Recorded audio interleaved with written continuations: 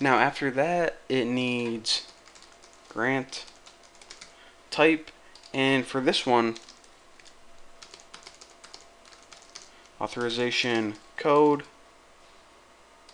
And this is actually, I believe, the only grant type you can have. So that's another thing that I don't even know why they require it.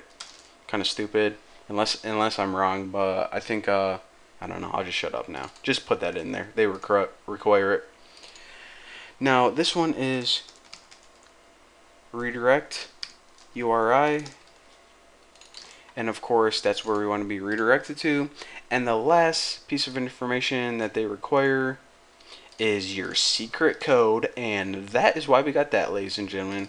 So the parameter for this is called code, and we will give them the code we just got from the user.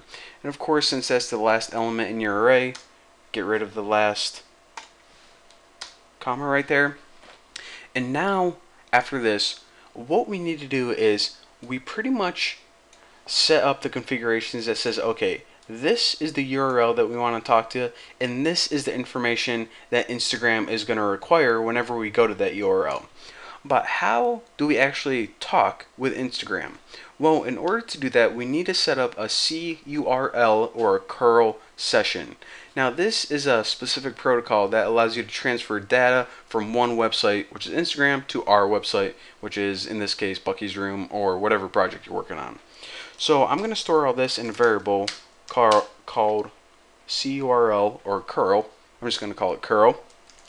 And if you put curl underscore in it, what this does is it starts a curl session. Pretty much said, hey Instagram, we're going to be getting some data from you. So of course the first thing you need to give it is the URL, or else it won't know where to get data from. And the next couple lines, we're just going to be setting options for the data transfer. So in order to do that, you actually don't use a variable. Curl underscore set OPT, which means curl set options. And the syntax for this is, alright, what's your curl object? There it is. And what parameter you want to set, and what do you want to set it to? So we want to set curl OPT underscore post for the first one, and this is going to be equal to true. Now, whenever we use this URL in this curl session, we pretty much use post because that's what the Instagram API tells us to use. Very, I don't know, kind of basic explanation, but it's the truth. So the first thing it says, alright, we're using post just like you told me to. The next thing is curl opt post fields. And for this, we just use this access token setting. Pretty much is saying, alright, so whenever you use post, give me the fields or the settings, and we just set them all up here really easy. Simple enough. Actually, what I want to do is this.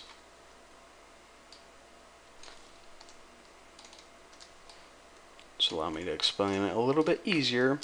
So we have two more settings that we have to make before we can actually start transferring data. And the second to last one is return